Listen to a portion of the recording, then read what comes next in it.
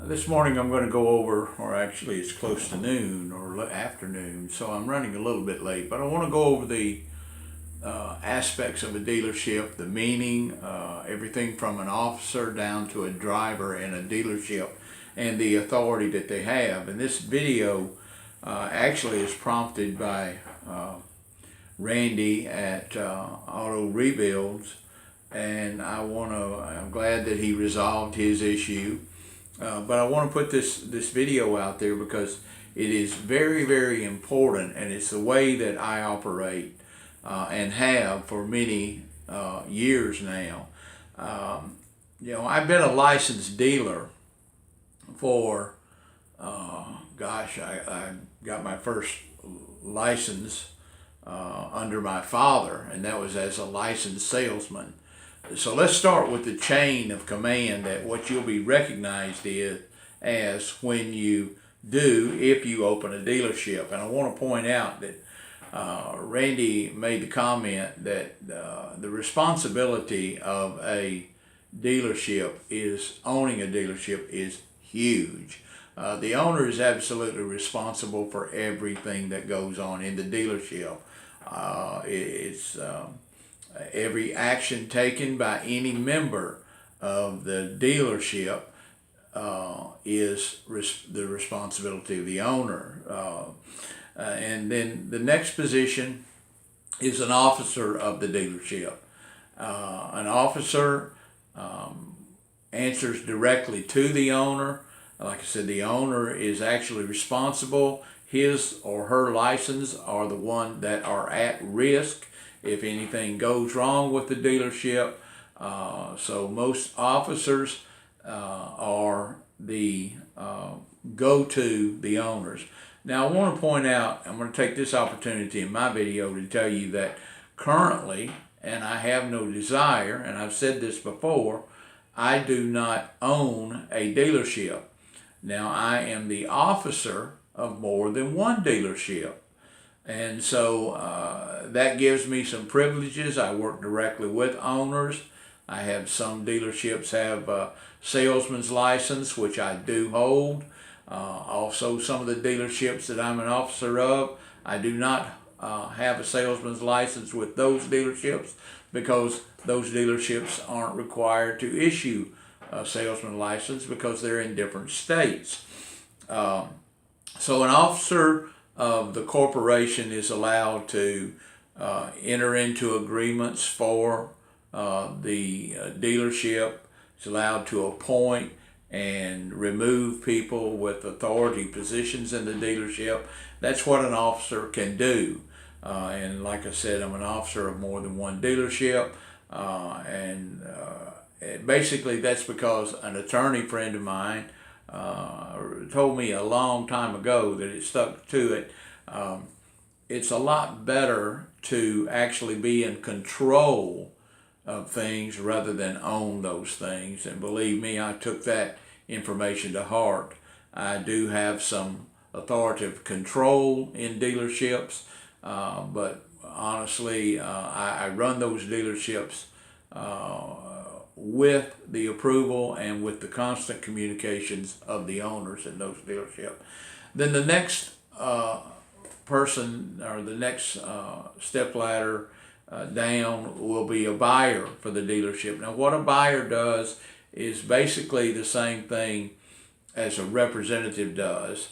A representative has the authority to buy and sell vehicles on the behalf of the dealership.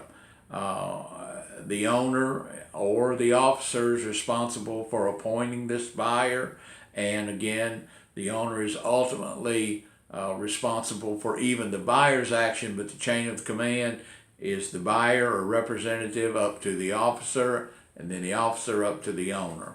And finally, the last person in the dealership that a dealership can appoint is a driver. And we appoint the drivers to go to the auto auctions to pick up cars for the vehicle. They're allowed to bring cars out or carry cars into the auto auction, pick up checks, deliver titles, a lot of things that the driver can do without having the approval to buy and sell cars at the auction as the rep or the officer and the owner of the corporation or the dealership. So that's very important. And if you understand the commands of a dealership and how to run the dealership, I get a lot of comments of people out there that try to tell me what wholesalers can do and retailers can do and the laws that I break. Trust me, I've been doing this for 40 years and I have owned dealerships. I'm currently officer of dealerships. It's not in my best interest, like Randy talks about on auto rebuilds. It's not in my best interest currently to own a dealership because I'm interested in helping dealerships grow. Now, the reason I pointed out to a lot of you that I have a RV that I live in. I also have a smaller RV that I travel in. And I use these RVs because sometimes I might just decide that I'm going to go somewhere and help someone open up a dealership. And I'm not going to be there permanently. I'm 66 years old. I've been through this for so many times, starting dealerships.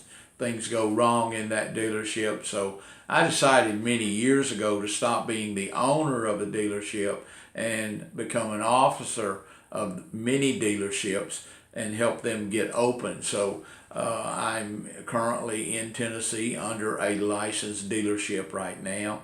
It's hopefully maybe my last dealership that I work on because this one belongs to my son. He has roots here and he's running a very successful retail lot here. And we're doing very well together. I'm having a blast with him. But if he changes his mind down the road, and I don't see that, but if he does, I'm in a position that if I see a dealer out in another part of the country, that I just move my RVs out there and take up temporary residence in those countries and help somebody else start a dealership. But anyway, I want to recap the positions in the dealership and what they mean, and that is the owner, complete authority, officer, an authority with the owner's permission, and then the buyer rep who has the authority to buy and sell cars, and the driver who has the authority to basically run the errands and things that are inquired with the dealer or involved with the dealership. Now again, capping out, if you want to own a dealership, that's wonderful. Stick to that dealership, stay with that dealership, and make it your primary focus. If you want to own a dealership and you think you're going to run a successful YouTube channel, or you think you're going to do anything else, you better think again. And Randy, this is just exactly what he's talking about.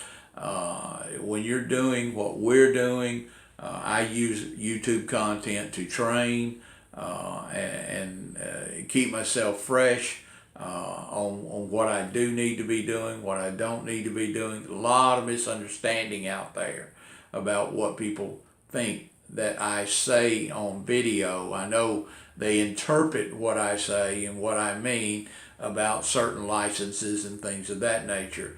But trust me, I do know after 40 years in this business pretty much the things and the restrictions. And just like Randy found out, you can basically do what you want to do as far as flipping cars, but there's things you don't do.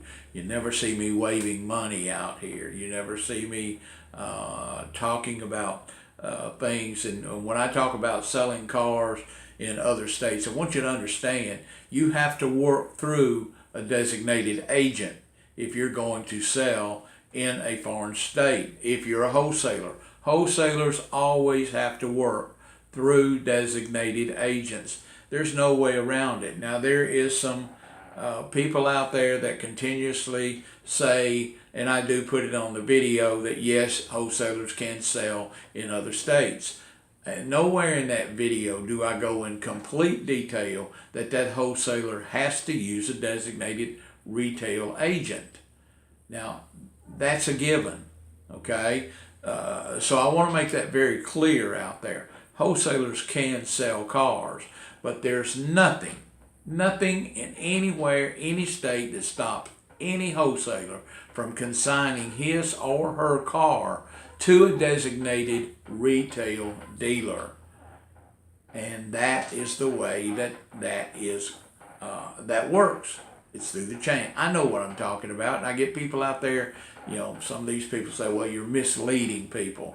No, I'm just not going into full disclosure here on YouTube, because I don't see a need here on YouTube to go into full disclosure and take hour-long videos and keep telling you what you cannot do.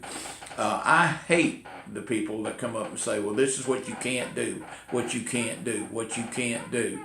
You can do anything that you want to do if you operate through the correct channels. Now, going out here flipping cars without a license is risky. There's no excuse for it. You're going to get your ass busted sooner or later. If you go out here wholesaling a car into another state without using a designated agent, you're going to get your ass busted in that state.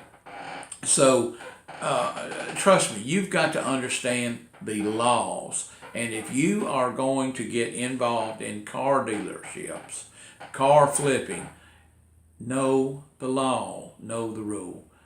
Thank you. I hope you enjoy the content in this channel. If you do, please subscribe, like, and share it.